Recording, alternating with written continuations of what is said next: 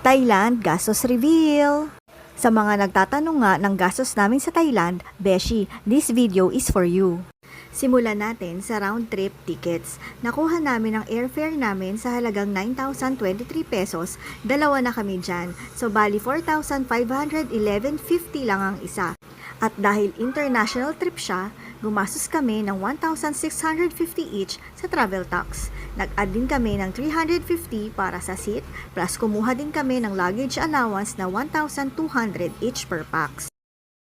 Bumili rin kami ng SIM card sa Klook na gagamitin namin for 4 days for only 310 pesos.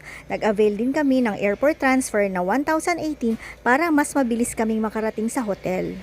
Nag-book kami ng hotel sa Hotel de Bangkok for only 2,062 pesos per night. At ito naman mga entrance fee para sa mga tourist spots na pinuntahan namin. Nilagay ko na ang total pati ang each person price.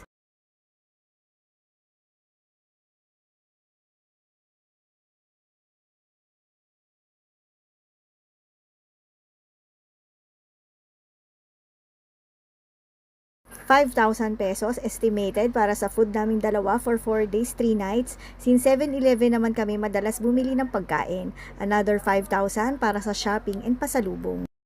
We booked transport service dahil limited lang ang araw namin sa Bangkok and gusto namin convenient kami. We highly recommend you to message Ticha for your transpo needs. Total expense namin, 62,815 or 31,407.50 each.